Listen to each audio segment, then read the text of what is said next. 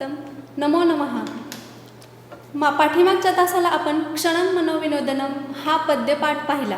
यातील 2 श्लोक राहिलेले होते ते पहिल्यांदा पाहूया. चतुरः सखी मे भर्ता यल्लिखिति तत्परो न वाचयति तस्मादप्य अधिको मे स्वयं अपि लिखितं स्वयं न वाचयति. आता प्रस्तुत सुभाषितामध्ये पाठीमागच्या तासाला आपण सुभाषितं पाहिली. त्यामध्ये वेगवेगळ्या प्रकारे विडंबनात्मक सुभाषितकारांनी सर्व मनुष्य जातीला उपदेश केलेले आहेत. तसेच या सुभाषितामध्ये सुद्धा 2 मैत्रिणी एकमेकींशी चर्चा करत आहेत. आता मैत्रिणी विवाहित आहेत. ह्या विवाहित मैत्रिणी एकमेकींशी चर्चा करत असताना त्यांचा विषय म्हणजे नवरा किंवा घरातील माणसे. मग पहिली जी स्त्री आहे ती म्हणते आहे, अगं माझा नवरा खूप हुशार आहे ग. प्रथमा सखी मे भर्ता चतुरः, ती म्हणते माझा नवरा खूप हुशार आहे. सह यत् लिखिति तत्परः न वाचयति, तो जे लिहितो ते दुसरा कोणीही वाचू शकत नाही, अशी पहिली स्त्री म्हणते. त्याच्यावर दुसरी स्त्री काय म्हणते, द्वितीया तस्मात् अपि अधिकः मे भर्ताः, तुझ्या नवऱ्यापेक्षा माझा नवरा खूपच हुशार आहे. कारण का तर यत् स्वयं लिखितं स्वयं अपि न वाचयति, जे तो स्वतः लिहितो ते तो स्वतःच वाचू शकत नाही. अशा प्रकारे या सुभाषितातून विनोदी रूपाने सुभाषितकाराने आपलं मत व्यक्त केलेलं आहे. 7वा श्लोक आहे योग्यतायाः अपेक्षया. 7वा श्लोक आहे वासः प्रधानं खलु योग्यताया वासो विहीनं विजहाति लक्ष्मीः. पीतांबरं वीक्ष दद्दो स्वकन्यां दिगंबरं वीक्ष विषं समुद्रः. आता या 7वा श्लोक हा उपजातीही या छंद प्रकाराचा आहे. या श्लोकामध्ये सुभाषितकार कपड्यांचं महत्त्व, वस्त्र परिधान करणे किती महत्त्वाचं आहे, चांगली उंची वस्त्र परिधान करणे किती महत्त्वाचं आहे हे आपल्या सुभाषितातून सांगत आहे. योग्यतायाः अपेक्षायाः वासः प्रधानं खलु लक्ष्मीः. कोणाच्याही योग्यतेच्या परिमाणामध्ये चांगली सुंदर कपडे हेच मुख्य आहेत असं सुभाषितकार म्हणतात. कारण चांगले कपडे नेसलेल्यालाच लक्ष्मी प्राप्त होते. अपि वासो विहीनं विजहाति, जे लोक सुंदर कपडे उंची कपडे परिधान करतात त्यांनाच लक्ष्मी प्राप्त होते. कारण का तर या ठिकाणी सुभाषितकाराने विष्णू आणि श्री महालक्ष्मी देवी यांच्या नात्याचं आपल्याला उदाहरण दिलं आहे. समुद्रः पीतांबरं वीक्ष तस्मै स्वकन्यां ददोः. समुद्राने पीतांबर धारण केलेल्या, कारण सुभाषितकार काय म्हणतायत, चांगली कपडे घातलेल्या व्यक्तीलाच मनुष्य लक्ष्मी त्याच्याजवळ राहते. कारण का तर समुद्राने पीतांबर परिधान केलेल्याच विष्णूला आपली मुलगी पत्नी म्हणून दिली. समुद्राची मुलगी म्हणजेच लक्ष्मी. आणि दिगंबरच वीक्ष तस्मै विषम ददो, आणि दिगंबर म्हणजेच श्री शंकर, दिशाचे वस्त्र परिधान केलेल्या श्री शंकराला समुद्राने मात्र समुद्रमंथनाच्या वेळी विष प्यायला दिलं. असं म्हणून सुभाषितकार कपड्यांचं महत्त्व, चांगली कपडे घालणं किती महत्त्वाचं आहे आणि ही एक विडंबना आहे की चांगली कपडे घातलेल्या व्यक्तीजवळच लक्ष्मी राहते, असं आपल्याला सुभाषितकार या 2 सुभाषितातून म्हणत आहेत. या ठिकाणी आपण क्षणं मनोविनोदनम या पाठातील सुभाषितं संपवलेली आहेत. आता आपण आपल्या पाठ्यपुस्तकामध्ये द्वितीय मंडलामध्ये एकूण 5 पद्यपाठ आहेत. आता आपण पहिला पद्यपाठ पाहिला आहे आणि आता आपण तृतीय मंडलातील भाषा संवादः हा तृतीय मंडलातील प्रथम पाठ पाहत आहोत. कारण एक पद्यपाठ एक गद्यपाठ यानुसार पाहिलं तर आज आपण तृतीय मंडलातील प्रथम पाठः भाषा संवादः हा पाहणार आहोत.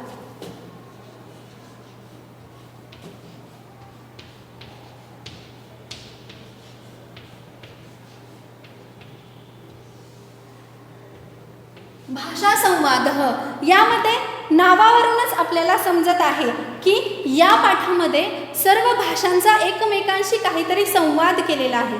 आता तो संवाद काय आहे हे पाहण्या अगोदर आपण या पाठाची भूमिका म्हणजेच पाठाचं प्रयोजन कशासाठी केलेलं आहे ते पाहणार आहोत. तर शब्दोत्पत्तिशास्त्रम् इति संस्कृतभाषायाः विशेषः. शब्दांची उत्पत्ती कशी झाली हे पाहणं हे संस्कृत भाषेचं विशेष आहे. यास्कमुनिना रचितं निरुक्तम् उत्पत्तिशास्त्रविषयकः अद्य ग्रंथः. यास्कमुनी यांनी लिहिलेला निरुक्त हा ग्रंथ, यास्कमुनी यांनी लिहिलेला निरुक्त हा ग्रंथ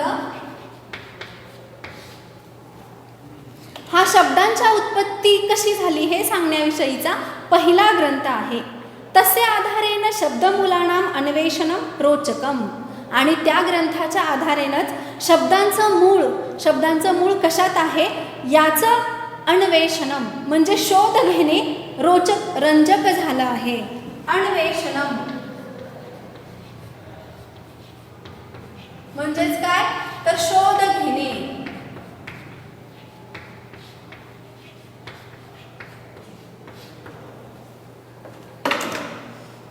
नैकासु भारतीय भाषासु संस्कृतम इति समानसूत्रम. भारतातील अनेक भाषांमध्ये भारतामध्ये असलेल्या अनेक भाषांमध्ये संस्कृत हा एक समान असा धागा आहे असं लेखक म्हणतात. तर का समान धागा आहे? तथैव बहवः शब्दाः संस्कृतो उद्भवाः. कारण त्या सर्व भाषातील भरपूर असे शब्द संस्कृतपासून निर्मित झालेले आहेत आणि संस्कृत समाहा वासंती.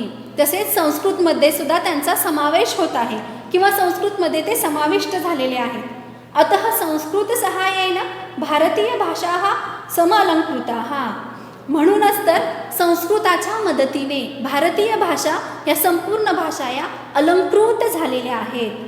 शब्दानां मूलार्थ प्रतिपादनम एव भाषाणां वैभवम इति दर्शितम अस्मिन् पाठे. तर आपल्या या भाषा संवाद या आजच्या पाठांमध्ये शब्दांचा मूळ अर्थ आणि त्यांचं स्पष्टीकरण हे भाषेचं वैभव कसं आहे ते सांगण्यात आलेलं आहे. सर्व भाषेचं आपापलं असं वैभव असतं. तर आजच्या या पाठामध्ये शब्दांचा मूळ अर्थ आणि त्याचं स्पष्टीकरण हे भाषेचं वैभव आहे असं या पाठातून सांगितलेलं आहे. अनेन कल्पितेन भाषा संवादेन भारतीय भाषासु सामंजस्य वर्धते. आणि अशा प्रकारे भाषेंच्या संवादाच्या माध्यमातून भारतीय भाषांमध्ये सामंजस्य कशा प्रकारे वाढत गेले आहे किंवा भारतीय भाषांचं सामंजस्य कसं वाढत आहे ही या पाठातून सांगितलेलं आहे. पुरा किल परस्परं विविधमानाः भारतीय भाषाः सर्वाः देवीं सरस्वतीं जग्मुः. आता काय सांगितलेलं आहे पाठामध्ये? सर्वात प्रथम विद्यार्थी मित्रांनो, पूर्वी असं लेखक असं म्हणतायत की पूर्वी परस्पर वाद घालत. कोण वाद घालत आहेत? तर भारतीय भाषा. आता भारतीय भाषा या सर्व भाषा या प्रांतानुसार झालेल्या आहेत. आता भारतामध्ये जसे प्रांत आहेत तसेच वेगवेगळ्या भाषा आहेत. पहा तर मग भारतामध्ये मराठी, गुजराती, बांगला, पंजाबी, काश्मीरी, पाली, हिंदी, संस्कृत, असामिया, तेलुगू, उडिया इत्यादी प्रांतानुसार वेगवेगळ्या भाषा आहेत. अशा या संपूर्ण भारतीय ज्या भाषा आहेत त्या परस्परांशी वाद घालत त्या सर्वजण मिळून सरस्वती देवीकडे गेल्या. सरस्वतींकडेच का गेल्या असतील बरं? तर सरस्वती ही विद्येची देवता आहे म्हणून या सर्व भारतीय भाषा सरस्वतीकडे गेल्या. आणि सर्वाः तामुचुः देवी कानु अस्मासु श्रेष्ठाः. आणि त्या सर्व भाषा मिळून सरस्वतीला म्हणाल्या की सरस्वती देवी आमच्यामध्ये सर्वात श्रेष्ठ कोण आहे असं तुम्ही सांगावं. तदा सरस्वती ताहा उवाच. तेव्हा सरस्वती देवी त्यांना म्हणाल्या, असे तो हिमाचलम भारते विराजमानाः यूयं सर्वाः भाषाः श्रेष्ठः. हिमालयापासून ते रामसेतूपर्यंत असलेल्या सर्व भारतात असलेल्या सर्व भाषा या तुम्ही सर्व भाषा या शोभणाऱ्या आहेत आणि श्रेष्ठ अशाच आहेत. हे सर्व ऐकताच सर्व भाषा एकदम मिळून म्हणाल्या, कथम एतत् शक्य. हे कसं काय बरं शक्य आहे? आमच्यापैकी कोणीतरी श्रेष्ठ असेल किंवा कोणीतरी कनिष्ठ असेल हे तुम्ही आम्हाला सांगावं. यासाठी सर्व भाषा सरस्वतीकडे गेल्या होत्या. सरस्वती उवाच. तेव्हा अगदी शांतपणे सरस्वती सर्व भाषांना म्हणाली, भवतीषु प्रत्येकं भाषा आत्मस्थितान सर्वान शब्दान आह्वयतु. तुम्ही सर्वजणी भवतीषु म्हणजे तुम्ही सर्व भाषा मिळून प्रत्येक जणींनी आपल्यामध्ये स्थित असलेल्या शब्दांना बोलवावे. आह्वयतु म्हणजे बोलवणे.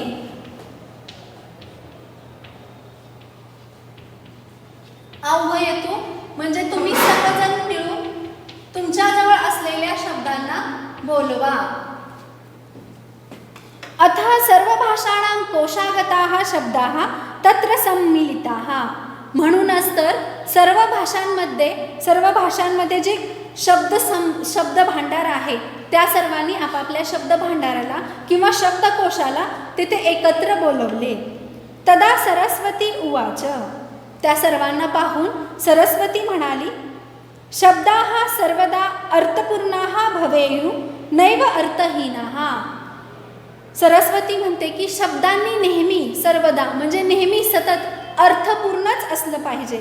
शब्दांनी कधी सुद्धा अर्थहीन असू नये असं सरस्वती देवी सर्व भाषांना म्हणत आहे की सर्व भाषांनी आपापल्या शब्द नेहमी अर्थपूर्णच असावेत. शब्दरूपं नाम भाषायाः शरीरम अर्थरूपः च आत्मा. शब्दरूप शब्दांचं रूप जसं भाषांमध्ये आहे, या शब्द हे केवळ भाषेचे शरीर आहेत, परंतु त्या शब्दांचा जो मूळ अर्थ आहे तो भाषेचा आत्मा आहे असं सरस्वती भाषांना समजावून सांगत आहे. यथा यत्र मनः रमते स रामः. पुढं सरस्वती म्हणते की ज्या ठिकाणी आपलं मन रमतं, जेथे आपलं मन रमतं तेथेच आपल्याला राम भेटतो. म्हणजे सर्वजण तुम्हाला जे आवडेल तेच तुम्ही काम करत असता आणि ज्या ठिकाणी तुमची रुची असते तेच काम तुम्हा सर्वांना आवडतं असं सरस्वती म्हणते. यह अबोधत सह बुद्धः. ज्याने हे जाणलं, ज्याने हे ओळखलं तोच बुद्ध म्हणजे ज्याने हे समजून घेतलं तोच मनुष्य आपल्या आयुष्यात स्थिर शांत राहू शकतो. चारुः वाक् यस्य सह चार्वाकः. चार्वाकः म्हणजे ज्याची वाणी सुंदर आहे, सर्व बाजूनी ज्याची वाणी उच्चार लय सर्व व्यवस्थित आहे असा व्यक्ती म्हणजे चार्वाकः. मग सरस्वती सांगत आहे की चारुः वाक् यस्य सह चार्वाकः म्हणजे शब्दसमूहाबद्दल एक शब्द आपण जसं सांगतो तसंच सरस्वती देवी त्या भाषांना शब्दांचा मूळ अर्थ समजावून सांगण्यासाठी ही वेगवेगळी उदाहरणे देत आहे. या सततम अग्रे गच्छती सा गंगा इत्यादयः. ती काय म्हणते पुढं, जी सतत वाहत जाते, जिला वाहनं हेच माहीत आहे तीच गंगा. अशा प्रकारे वेगवेगळ्या शब्दांच्या अर्थांच्या माध्यमातून सरस्वती भाषांना समजावून सांगत आहे की शब्दांचा अर्थ किती महत्त्वाचा आहे आणि शब्द हाच त्या भाषेचा आत्मा आहे. अत्रांतरे संस्कृत भाषायां अमरकोशादयः नैके कोशाः अपि तत्र सम्मिलिताः. अत्रांतरे म्हणजे त्याच नंतर सर्व भाषांच्या बरोबरच संस्कृत भाषेतील सुद्धा अमरकोश त्या ठिकाणी आपापले शब्द घेऊन आपापले शब्द भांडार घेऊन तिथे एकत्र जमा झाले. सम्मिलिताः म्हणजे सर्वजण एकत्र जमा झाले. तेषु शब्दानां पर्याय शब्दाः नाम समानार्थक शब्दाः उपलब्धाः.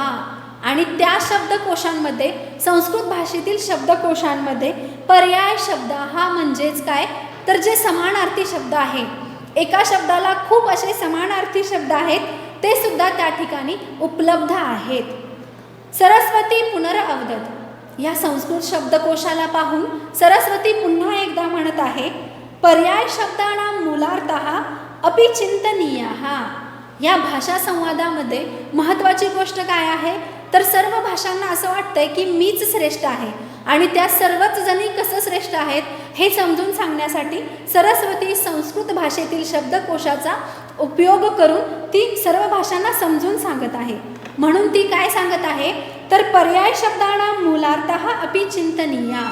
या पर्यायी शब्दांचे, या समानार्थी शब्दांचे मूळ अर्थ काय आहेत यांचा सुद्धा विचार करणं गरजेचं आहे. यथा वृक्षः इति शब्दस्य विविधाः पर्याय शब्दाः सन्ति. संस्कृत शब्दकोशामध्ये सरस्वती म्हणत आहे की संस्कृत शब्दकोशामध्ये वृक्षाला खूप असे पर्यायवाची म्हणजे खूप भरपूर असे समानार्थक शब्द उपलब्ध आहेत, परंतु ते त्यांच्या अर्थासहित म्हणजे त्यांचा मूळ अर्थ काय आहे या मूळ अर्थासहित सर्व शब्द उपलब्ध आहेत. यथा वृक्ष इति शब्दस्य विविधाः पर्याय शब्दाः सन्ति. तर आता वृक्षाचे पर्याय शब्द कोणते आहेत संस्कृतमध्ये ते पुढे पाहूयात. पादपः इति पादपः पादेय पिबती इति. पादपः पादे म्हणजे जे पायांनी पाणी शोषून घेतात ते वृक्ष. आता शब्दशः अर्थ घ्यायचा नाही तर वृक्ष कधी पायांनी पाणी पित नाहीत तर मुळांनी, वृक्षांच्या मुळांना शब्दकोशांमध्ये पादपः म्हणजे जे आपल्या पायांनी पाणी शोषून घेतात ते वृक्ष. त्यानंतर दुसरा वृक्षाचा शब्द आहे महिरुह मह्या रोहिती इति म्हणजे जमिनीपासून जो उगवतो, जो माझ्यातून, वसुंधरा म्हणत आहे जो माझ्यातून उगवतो तो वृक्ष. त्यानंतर शाखी शाखाः धारयति इति जो वेगवेगळ्या फांद्या धारण करतो असा तो वृक्ष. इत्थं वृक्षस्य विविधानि लक्षणानि पर्याय शब्दाः प्रकटयन्ति. अशा प्रकारे वृक्ष या शब्दाच्या समानार्थी शब्दांच्या बरोबरच त्या वृक्षाची लक्षणे सुद्धा या शब्दकोशामध्ये सांगितलेली आहेत असं सरस्वती म्हणत आहेत. शब्दाः तु शक्तिस्वरूपाः. शब्द हे शक्तीचे स्वरूप असतातच. अतः म्हणूनच तर पर्याय शब्दांना यथोचित उपयोग करणीय. म्हणूनच समानार्थी शब्दांचे, पर्यायी शब्दांचे योग्य असा, उचित असा उपयोग करणं आवश्यक आहे. सर्वाः भाषाः ऊचुः. सरस्वतीचं हे बोलणं ऐकताच त्या सर्वजणी भाषा एकत्र जमलेल्या त्या म्हणाल्या अस्मादीयाः खलु एते शब्दाः. अरे अरेच्या, हे तर सर्व शब्द आमच्या शब्दकोशातीलच आहेत असं भाषा संवादामध्ये सर्व भाषा मिळून सरस्वतीला म्हणतायत. का तर वृक्षाचे समानार्थी पर्यायवाची शब्द ऐकून त्या सरस्वतीला म्हणत आहे. विहस्य देवी उवाच.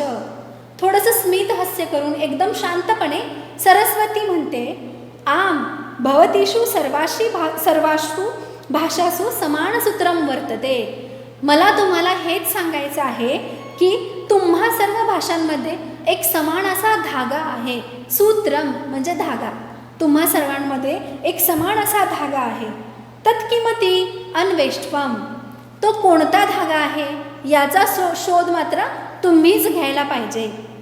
सर्वाः भाषाः चिंतनमग्नाः अभवन. सरस्वतीचं बोलणं ऐकताच सर्व भाषा चिंतनमग्न म्हणजे विचारात व्यस्त झाल्या. अत्रांतरे मार्जारम अनुधावन एकः कुक्कुरः तत्र आगच्छन्ति. अत्रांतरे त्याच नंतर, मार्जारम म्हणजे मांजर, अनुधावन पाठलाग करत, अनुधावनम पाठलाग करणे.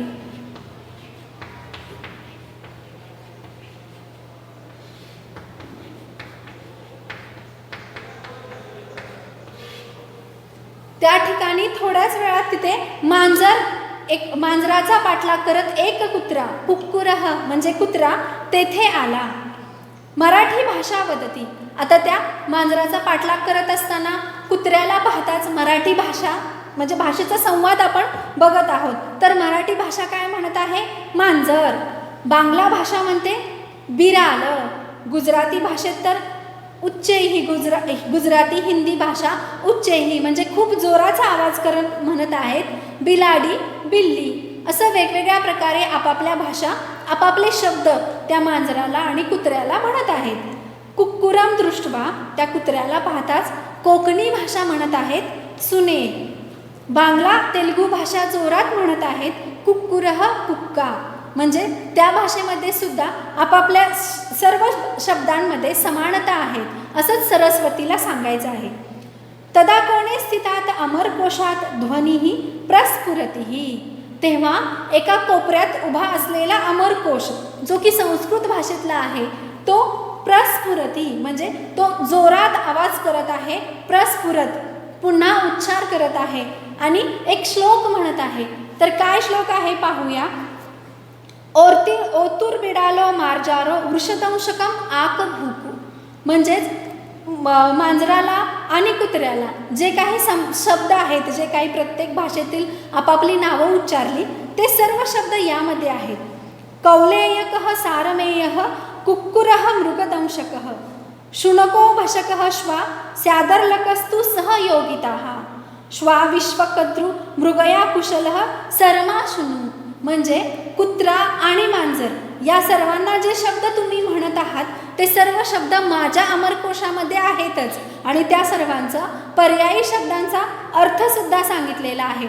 असं संस्कृतमधील अमरकोश सर्व भाषांना म्हणत आहे. तदा संस्कृतेतर भाषाः अमरकोशस्थ शब्दानां निजशब्दैः साम्यं दृष्ट्वा चकिताः अभवन्. हे सर्व ऐकताच संस्कृतेतर इतर भाषा ज्या आहेत त्या अमरकोशाचा शब्द ऐकताच एकदम आश्चर्यचकित झाल्या आहेत. सरस्वती उवाच. त्यांना पाहताच सरस्वती म्हणत आहेत, चिंतयतु किल.